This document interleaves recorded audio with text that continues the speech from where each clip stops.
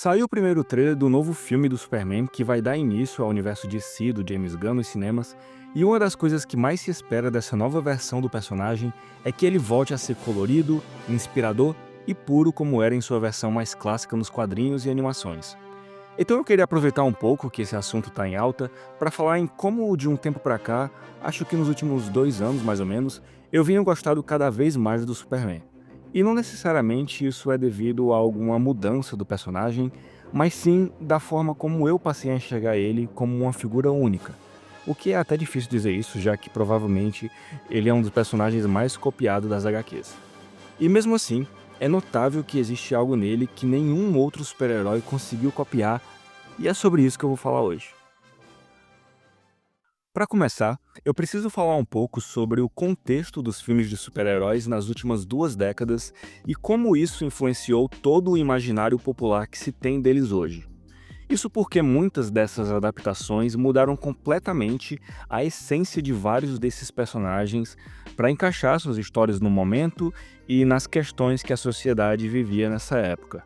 E claro, as pessoas que cresceram durante esse movimento tiveram a percepção desses personagens totalmente moldada por esse contexto. Inclusive eu me enquadro nesse caso. Eu já havia lido algumas histórias do Superman, assisti algumas animações ainda na minha infância e adolescência, e mesmo que eu não desgostasse do personagem, eu nunca havia me sentido tão interessado nele como eu me sentia com outros super-heróis. Na verdade, o que eu percebo é que é comum as pessoas da minha idade em geral, que foram crianças ali por volta dos anos 2000 a 2010, não terem esse apego pelo Superman. Ainda que ele sempre tenha se mantido relevante, eu sempre senti que a popularidade dele era maior com as pessoas que cresceram nas gerações anteriores. O que acontece é que o Superman, em sua essência, é um personagem bastante positivista.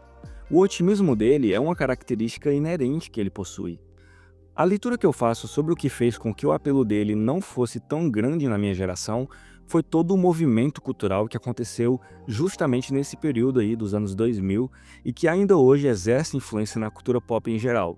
Eu tô falando do crescimento do realismo e do niilismo em toda a arte nessa época, que passou a valorizar menos a fantasia dentro da ficção.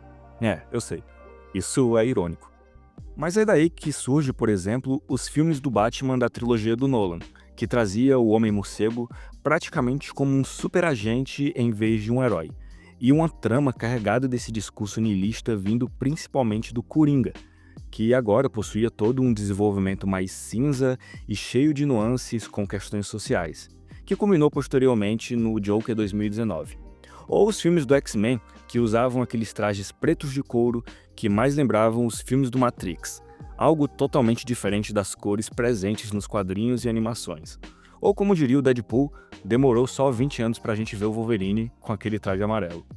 Enfim, por aí vai anos de lançamentos de filmes de super-heróis mais, entre aspas, realistas, com seus trajes mais semelhantes a armaduras, além de que em várias dessas tramas, a figura do super-herói não era tão benquista ou admirada assim, um reflexo da opinião popular durante esse período.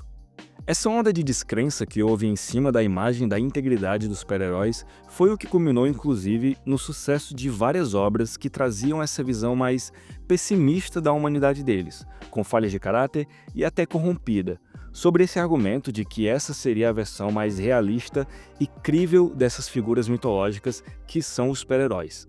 É como se para esses filmes fosse aceito toda a fantasia dos poderes sobre-humanos, mas não uma personalidade sobre-humana, que seria pura e incorruptível, como na era clássica desses personagens. E com certeza, o personagem que mais teve sua imagem atacada foi o Superman.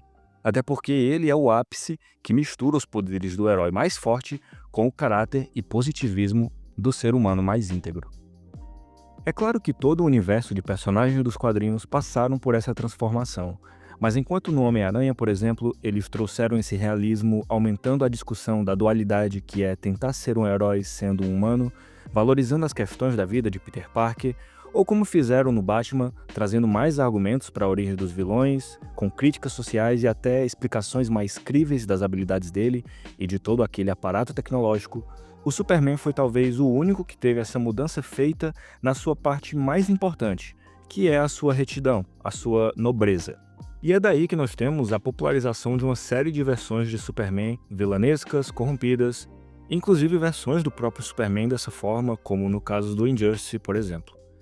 É quase como se a imagem do Superman puro, correto, inabalável fosse anacrônico nessa época em que os conceitos de bem e mal, de certo e errado, passaram a ser questionados e relativizados, e figuras que representam um ideal de perfeição, como é o caso dele, perdessem espaço e identificação com o público.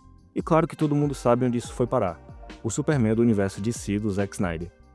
Olha, eu tô muito longe de falar mal dessa versão do Superman, até porque tem coisas nele que de fato eu gosto. O Henry Cavill foi o Superman que eu cresci acompanhando e, como eu disse, é o personagem que representa bem a época que ele faz parte. Por exemplo, eu vou dar uma breve descrição desse personagem e eu tenho certeza que você que está assistindo vai se identificar. Ele é uma figura com um enorme potencial, que tem dúvidas sobre si mesmo e seu papel no mundo, e que inclusive tem dúvidas sobre os próprios valores do mundo. Percebe o que eu quero dizer? Essa é a expressão perfeita do sentimento que existe nessa época. E saber retratar isso é uma competência do cinema e da manifestação artística como um todo. E a isso eu dou o devido mérito a essa versão do personagem. O Superman de Zack Snyder é um personagem típico do seu tempo. Porém, o motivo que me levou a fazer esse vídeo remete à imagem mais clássica do Superman, que todo esse movimento que eu falei não conseguiu apagar completamente. E como eu tinha dito, dos últimos tempos pra cá, eu tenho passado a gostar mais desse personagem justamente nessa roupagem mais leve e pura do Superman.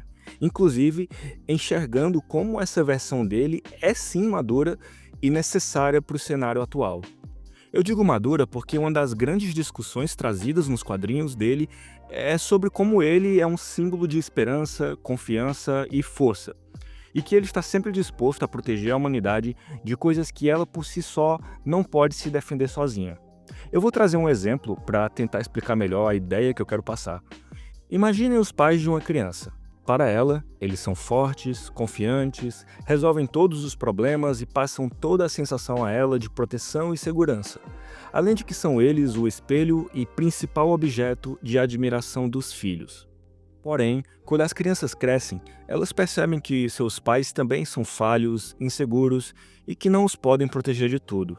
O psicanalista Sigmund Freud argumenta que a religião e a crença dos deuses surge devido a essa percepção. Quando as pessoas percebem a falibilidade dos pais ou figuras paternas, elas criam deuses como substitutos simbólicos para suprir essa necessidade de segurança, orientação e autoridade. E aí você pode se perguntar o que é que isso tem a ver com Superman. Bom, é desse mesmo contexto de necessidade de um símbolo de proteção que surgem os quadrinhos de super-heróis, como por exemplo o Capitão América dando um soco no Hitler no auge da Segunda Guerra. Essas figuras, assim como nas mitologias de diversas civilizações antigas, aparecem para inspirar esse sentimento de proteção e de feitos que a humanidade tanto tem necessidade de alcançar e para suprir o seu desejo de amparo diante de uma realidade ameaçadora. Um sentimento parecido com o que os seus pais passavam na época da infância. E o Superman, o primeiro super-herói dos quadrinhos, é essa figura paterna para a humanidade. E assim como eu falei que os pais de uma criança se esforçam para parecer a elas fortes, inabaláveis, confiantes e lhes inspirar o melhor, assim também vemos o Superman passando pelas mesmas questões, com a proporção de que nessa comparação, os seus filhos seriam toda a Terra. E por mais que seja válido questionar se uma figura com tanto poder pode se manter íntegra, eu particularmente acho necessário termos esse personagem passando essa mensagem de otimismo e esperança, inspirando valores nobres de humanidade. Se podemos admirar a escala de poder que ele possui muito além da humanidade, por que não então também admirar sua atitude e princípios muito além das falhas do caráter humano?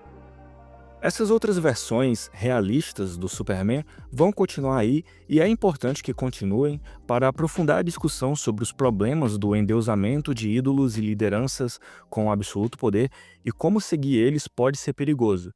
Mas isso não significa que não haja espaço para o Superman clássico, defendendo o ideal de esperança estampado no seu peito. E ao menos esse é o caminho que a DC Comics finalmente parece que vai adotar para esse personagem. Eles trouxeram um pouco disso na série Superman e Lois, o que eu gostei bastante, E depois desse trailer que saiu do próximo filme, eu acredito que essa visão do Superman otimista e esperançoso vai voltar a crescer bastante nos próximos anos. Talvez isso até dite toda uma nova tendência aos filmes de super-heróis, em que não haja mais vergonha de seus trajes coloridos e nem da simplicidade de um discurso otimista. E se isso acontecer, nada mais justo que essa nova era dos super-heróis tenha seu início pelo maior de todos eles.